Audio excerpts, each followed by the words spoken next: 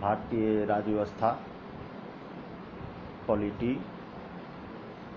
पृष्ठ संख्या 1 से आगे की ओर शुरू करते हैं। राज्य अर्थात स्टेट। ठीक है, राज्य के अंदर क्या क्या होता है? एक भूभाग होता है, उसकी एक जनसंख्या होती है, उसकी एक सरकार होती है और उसके ऊपर एक संप्रभुता होता है, सोवरेनिटी। तो सर्वोच्च शक्ति है जिसमें दंड देने की क्षमता है। ठीक है, संप्रभुता है।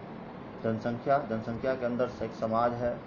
समाज किनसे बनता है? लोगों से जन समाज बना, समाज से जनसंख्या बनी। ठीक है, तो दंड देने की जो शक्ति होती है तो संप्रभुता मिलती है। सरकार के अंदर में क्या क्या है? विधायिका, कार्यपालिका, न्यायपालिका। विधायिका जो है उसके दो भाग हैं, राज्यसभा, लोकसभा। ठीक है, राज्यसभा के अंदर था विधान परिषद प्लस विधानमंडल। ठीक है, कार्यपालिका के अंदर क्या आता है? अस्थाई, अस्थाई। कार्यपालिका में अस्थाई रूप से हैं पुलिस, प्रशासनिक अधिकारी। कार्यपालिका में अस्थायी रूप से हैं संवैधानिक और वास्तविक लोग। संवैधानिक तौर पर अस्थायी है राष्ट्रपति, राज्यपाल। ठीक है, कार्यपालिका के अंदर। और वास्तविक रूप में प्रधानमंत्री, मुख्यमंत्री और मंत्रिपरिषद। ठीक है, न्यायपालिका में क्या है? उच्चतम न्यायालय, उच्च न्यायालय, ठीक है, और जनपद न्यायालय। विधायिका का मूल कार्य क्या है? विधायिका का मूल कार्य है विधि का निर्माण करना, संविधान में संशोधन करना। ठीक है, विधि का निर्माण एवं संविधान में संशोधन करना। अब जानते हैं कार्यपालिका क्या करती है? विधायिका द्वारा निर्मित विधियों को क्रियान्वयन या लागू करना। विधायिका के द्वारा जो नियम बनाए गए हैं उसे लागू करना कार्य करती है। ठीक है, कार्यपालिका द्वारा सरकार के संचालन के लिए नीतियों का निर्माण किया जाता है। ठीक है, इसके द्वारा, कार्यपालिका के द्वारा सरकार के संचालन के लिए नीतियों का निर्माण किया जाता है। अब न्यायपालिका के बारे में जानते हैं। ठीक है, कार्यपालिका शायद ये गलत लिखा हुआ है, विधायिका का कार्य है वो नीतियों का निर्माण करे जिससे कार्यपालिका पालन कराती है। देखते हैं आगे क्या है। न्यायपालिका के अंदर है विवादों का समाधान, मूल अधिकारों की रक्षा, संविधान की व्याख्या करना। ठीक है, न्यायपालिका। आगे जानते हैं कि संविधान क्या है। संविधान देश की सर्वोच्च विधि है। संविधान में सरकार के तीनों अंगों विधायिका, कार्यपालिका और न्यायपालिका की शक्तियों का उल्लेख होता है, अतः एवं उन शक्तियों पर प्रतिबंध भी आरोपित होते हैं। संविधान में मूल अधिकारों का भी प्रावधान है जो व्यक्तियों एवं नागरिकों को प्राप्त है। भारतीय संविधान की आत्मा मूल अधिकार, प्रस्तावना और निर्देशक तत्वों में है, जबकि सरकार के अंग इन प्रावधानों को संरक्षित करने के लिए हैं। इसलिए भारतीय संविधान को शासन संचालन का दस्तावेज मात्र नहीं अपितु सामाजिक परिवर्तन का मूल उपकरण माना जाता है। ठीक है, आगे जानते हैं लोकतंत्र के बारे में। लोकतंत्र क्या है और किस तरह से कार्य करती है? लोकतंत्र मतलब डेमोक्रेसी। देखते हैं डेमो क्या है इसमें, डेमोक्रेसी का। तो निर्वाचित एवं संवैधानिक सरकार, बहुमत के समर्थन पर आधारित सरकार उत्तरदायी सरकार है। ठीक है, जनता की इच्छाओं के प्रतिनिधि पर आधारित सरकार है। लोकतंत्र में उपरोक्त संस्थाएं निम्नलिखित आदर्शों को प्राप्त करने के लिए संचालित होती हैं। लोकतंत्र में जो उपरोक्त संस्थाएं हैं तो भी वो कौन से आदर्शों को प्राप्त करने के लिए संचालित होती हैं वो जानिए। प्रथम, प्रत्येक व्यक्ति की समान गरिमा के सिद्धांत को स्वीकार करना। लोकतंत्र में लोक महत्व प्राथमिक है और इसके द्वारा प्रत्येक नागरिकों के व्यक्तित्व एवं चरित्र का विकास किया जाता है। व्यक्तियों के बीच समानता और बंधुत्व लोकतंत्र के मूल आदर्श हैं। व्यक्तियों के बीच समानता और बंधुत्व लोकतंत्र के मूल आदर्श हैं। संवैधानिक सरकार का क्या अर्थ है जानते हैं। संवैधानिक सरकार, जहां सरकार संविधान और विधि से सीमित हो, जहां सरकार संविधान और विधि से सीमित हो वह सरकार संवैधानिक सरकार है। ठीक है, संविधान के दायरे में उसे कार्य करना पड़ता है। ठीक है, ब्रिटेन ने संविधान बनाने के लिए कहा था कि तब आपको हम पावर ट्रांसफर करेंगे। संविधान और विधि की सर्वोच्चता हो, संविधान और विधि की सर्वोच्चता हो और सरकार उसके अधीन काम करे। ध्यान रखिएगा। सरकार संविधान से सीमित होगी तो व्यक्ति की स्वतंत्रता और अधिकार सीमित होंगे। ठीक है। अब जानते हैं संविधानवाद। संविधानवाद क्या है? संविधानवाद दो तरह का है, एक संविधान तानाशाही संविधान है, एक संविधान लोकतंत्र संविधान है। जानते हैं तानाशाही संविधान के बारे में।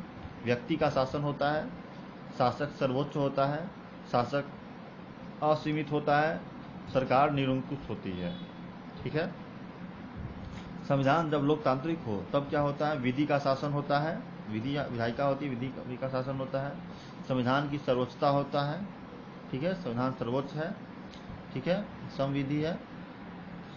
शासन सीमित है, शासन सीमित है और संवैधानिक सरकार है। ठीक है, निरंकुश सरकार न होकर के संवैधानिक सरकार है। आगे जानते हैं भारतीय राज्य व्यवस्था क्या है। संविधान का व्यवहारिक रूप ही राज्य व्यवस्था है। उदाहरण के लिए संविधान में यह उल्लेखित है कि न्यायाधीशों की नियुक्ति राष्ट्रीय नियुक्ति आयोग द्वारा की जाएगी, परंतु व्यवहार में न्यायाधीशों की नियुक्ति कॉलेजियम के द्वारा हो रही है। ठीक है, तो ये राज्य की व्यवस्था है। दूसरा, सरकार जिस सामाजिक वातावरण में कार्य करती है और भारतीय समाज में जाति धर्म का अत्यधिक प्रभाव है। ठीक है, जाति धर्म का, और इसके परिणाम स्वरूप जाति के आधार पर आरक्षण के लिए संवैधानिक व्याख्या में परिवर्तन किए गए हैं। ठीक है। राजनीतिक दलों के परिवर्तन के परिप्रेक्ष्य में संविधान का अध्ययन राज्य व्यवस्था है। राजनीतिक दलों के परिवर्तन के परिप्रेक्ष्य में संविधान का अध्ययन राज्य व्यवस्था है। ठीक है। उदाहरण, संघ एवं राज्य के बीच संबंध को तभी समझा जा सकता है जब दलीय प्रणाली के संबंधों का अध्ययन किया जाए। ठीक है, संघ और राज्य संबंध तभी समझा जाता है जब दलीय प्रणाली के संबंध को समझा जाए। चौथा बिंदु है, स्वतंत्रता के बाद समाजवादी आर्थिक प्रणाली का प्रयोग किया गया, परंतु 1991 में उदारीकरण कर दिया गया, निजीकरण की नीति अपनाई गई। ठीक है, निजी तौर पर बहुत सारी चीज़ों का संचालन होता है। परिणाम स्वरूप नीति आयोग का निर्माण किया गया। समूचे भारत में व्यापार को अबाध रूप में बढ़ाने के लिए जीएसटी का प्रयोग किया गया।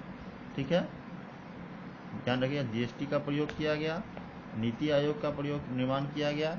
इसके लिए 101वां संविधान संशोधन भी किया गया जीएसटी का प्रयोग करने के लिए।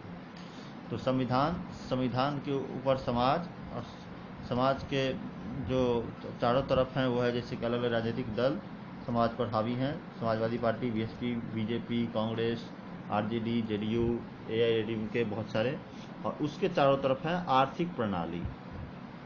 ठीक है। अब जानते हैं कुछ फंडामेंटल राइट्स के बारे में। एक टॉपिक है फंडामेंटल राइट्स, मूल अधिकार। मूल अधिकार क्या है? मूल अधिकार का अभिप्राय क्या है वो जानिए। मूल अधिकार राज्य के विरुद्ध प्राप्त होता है और इसलिए मूल अधिकारों को भाग 3 के अनुच्छेद 12 से शुरू होता है। ठीक है, 12 से 35 तक भाग 3 के अनुच्छेद 12 से शुरू होता है, जिसमें राज्य को निम्नलिखित रूप से उल्लेखित किया गया। राज्य को किस तरह से उल्लेखित किया गया है मूल अधिकार के अभिप्राय में, जानिए। राज्य एक संघीय सरकार है, राज्य राज्यों की सरकार है, मतलब एक नेशन है जो राज्यों की सरकार है।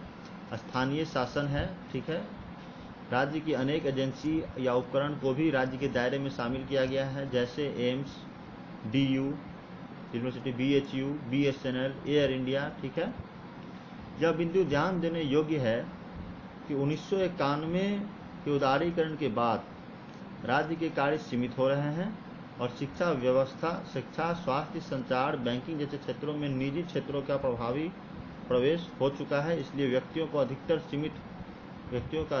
सीमित हो रहा है। ठीक है, व्यक्तियों का अधिकार निजीकरण के द्वारा सीमित होने लगा है।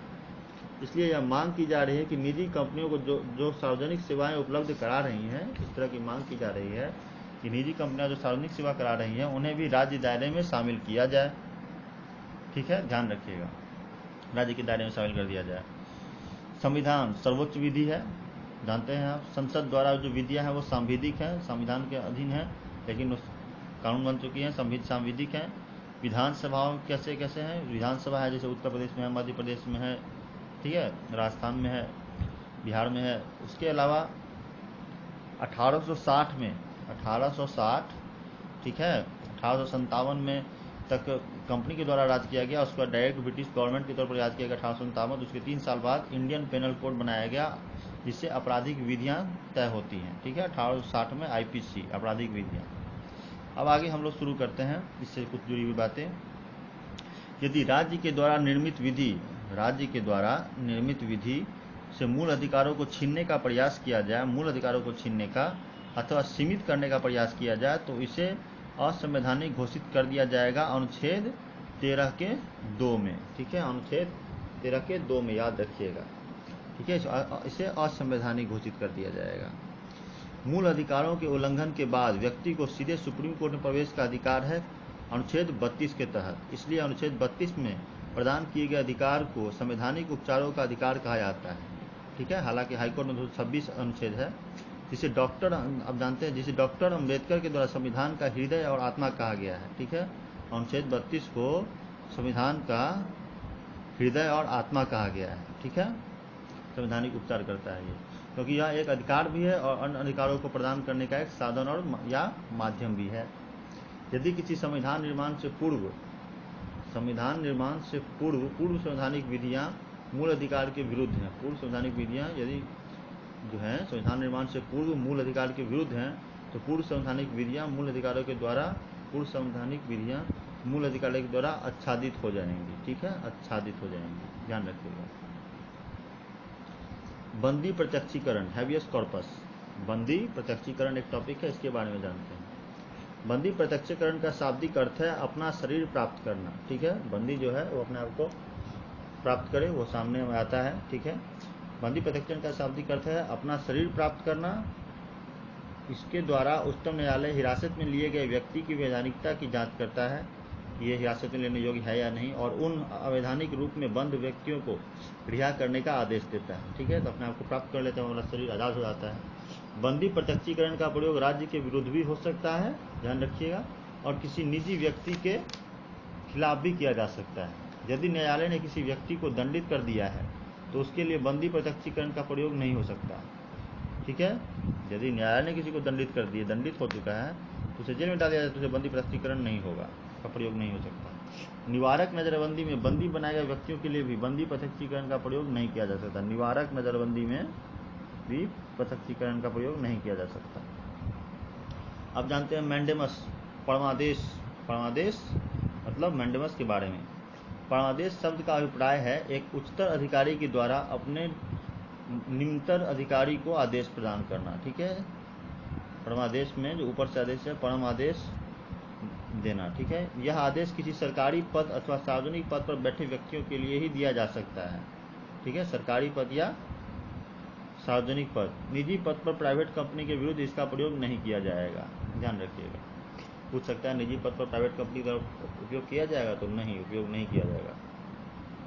राष्ट्रपति एवं राज्यपाल के विरुद्ध परमादेश नहीं दिया जा सकता, ध्यान रखिएगा। राष्ट्रपति एवं राज्यपाल के विरुद्ध ध्यान नोट करने वाली चीज है कि परमादेश नहीं दिया जा सकता, मैंडेमस अलाउ नहीं होगा। क्यूओ वारंटो। ठीक है, क्यूओ वारंटो क्या है? अधिकार पृच्छा। इसका शाब्दिक अभिप्राय है बाय व्हाट एन ऑथोरिटी, क्या अधिकार है आपको, उस तरह से अधिकार पृच्छा। क्यूओ वारंटो। उच्चतम न्यायालय किसी सरकार या सार्वजनिक पद पर बैठे व्यक्ति, पदाधिकारी, ठीक है, उच्चतम न्यायालय किसी सरकारी या सार्वजनिक पद पर बैठे व्यक्ति या पदाधिकारी की वैधता का परीक्षण कर सकता है, ध्यान रखिएगा। अवैध रूप में सरकारी या सार्वजनिक पद पर नियंत्रित करने वाले पदाधिकारियों को पद से हटाने का आदेश दे सकता है। अधिकार परीक्षा का प्रयोग निजी पद पर बैठे पदाधिकारियों के विरुद्ध नहीं किया जाएगा। ठीक है, भारत में जो न्यायालय का स्तर है, सबसे ऊपर है उच्चतम न्यायालय, उसके नीचे है उच्च न्यायालय, उसके नीचे है जनपद न्यायालय, जिसमें एक न्यायालय में होता है आपराधिक प्रक्रिया संहिता CRPC और एक में होता है भारतीय दंड संहिता IPC, इंडियन पैनल कोड, इसमें होता है CRPC। ठीक है, सिविल है। ठीक है, साक्ष्य अधिनियम, इसमें साक्ष्य लाने होते हैं, तो वो तो है उसमें। उच्चतम न्यायालय के द्वारा जनपद न्यायालय, अधीनस्थ न्यायालय को दिए गए आदेश या निर्देश क्या है, किस तरह से वो जानिए। पहला, प्रतिषेध। उच्चतम न्यायालय के द्वारा जनपद न्यायालय को किसी मामले की सुनवाई करने से प्रतिबंधित किया जा सकता है। ठीक है, क्योंकि जनपद न्यायालय अपने क्षेत्राधिकार का उल्लंघन कर रहा है। प्रतिषेध, ठीक है, उच्चतम न्यायालय जनपद न्यायालय को उस दौरान प्रदान करता है जब जनपद न्यायालय में मामला लंबित है। ठीक है, प्रतिषेध उच्चतम न्यायालय जो है तब जनपद न्यायालय को जनपद न्यायालय को उस दौरान प्रदान करता है जब जनपद न्यायालय में मामला लंबित है। इसलिए प्रतिषेध किसी मामले के पूर्ववर्ती चरण में दिया जाता है, फर्स्ट स्टेज में, कि आप इस पर सुनवाई नहीं कर सकते, फर्स्ट स्टेज में, ध्यान रखिएगा। दूसरा है उत्प्रेषण, ठीक है, सर्टियोरी, ठीक है, CERTIORARI, उत्प्रेषण। उत्प्रेषण मतलब सर्टियोरी, शाब्दिक अर्थ टू सर्टिफाई, ठीक है, सर्टिफाई किया जाए। यदि जनपद न्यायालय किसी मामले या मुकदमे की सुनवाई करते समय निर्धारित प्रक्रिया का पालन न करे, ठीक है, तो कोई व्यक्ति अनुच्छेद 32 के अंतर्गत उच्चतम न्यायालय जा सकता है। जनपद न्यायालय द्वारा निर्णय दिए जाने के पश्चात उत्प्रेषण का प्रयोग होता है, ठीक है। जनपद न्यायालय द्वारा निर्णय दिया गया उसके बाद उत्प्रेषण का प्रयोग होता है। इसलिए उत्प्रेषण किसी मामले में उत्तरवर्ती चरण, लेटर स्टेज के लिए किया जाता है, ठीक है। उत्प्रेषण किसी मामले में उत्तरवर्ती चरण, क्या देखिएगा, प्रतिषेध पूर्ववर्ती चरण है और उत्प्रेषण उत्तरवर्ती चरण है, इस बात को ध्यान रखिएगा। प्रोविजन और सर्टियोरी में डिफरेंस है। प्रोविजन फर्स्ट स्टेज है और सर्टियोरी जो है वो लेटर स्टेज है। उच्चतम न्यायालय इस मामले इस मामले को मंगाकर जनपद न्यायालय, उच्चतम न्यायालय इस मामले को अपने पास मंगाकर जनपद न्यायालय को निश्चित प्रक्रिया के अनुसार, ठीक है, उसे इस मामले को मंगाकर जनपद न्यायालय को निश्चित प्रक्रिया के अनुसार कार्य करने के लिए, सुनवाई के लिए निर्देश देगा अथवा स्वयं इस मामले का निपटारा निस्तारण करेगा। मूल अधिकारों की रक्षा की परंपरागत प्रक्रिया क्या है? मूल अधिकारों की रक्षा की परंपरागत प्रक्रिया क्या है जानते हैं। लोकस स्टैंडाई प्रक्रिया का लैटिन शब्द, ठीक है, लोकस स्टैंडाई प्रक्रिया का एक लैटिन शब्द है। इसमें जानते हैं क्या है, ठीक।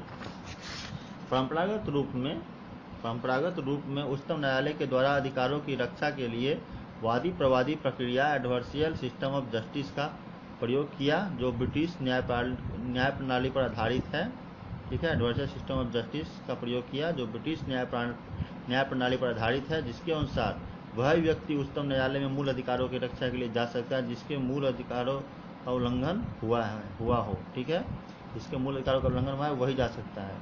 इस परंपरागत प्रक्रिया की निम्नलिखित समस्याएं उत्पन्न हुई, जो हम जानते हैं। भारत जैसे देश में वंचित वर्गों को अधिकार की जानकारी ज्ञान नहीं था। अधिकारों की रक्षा करना अत्यधिक खर्चीला हो गया। लोकस स्टैंडाई है वादी प्रतिवादी, ठीक है, लोकस स्टैंडाई मतलब वादी प्रतिवादी प्रक्रिया जो है अत्यधिक जटिल और औपचारिक है, जिससे यह प्रतीत होने लगा कि आम लोग अपने अधिकारों की रक्षा नहीं कर सकते। तथा प्रक्रिया महत्वपूर्ण बन गई और मूल अधिकार गौण हो गए, ठीक है।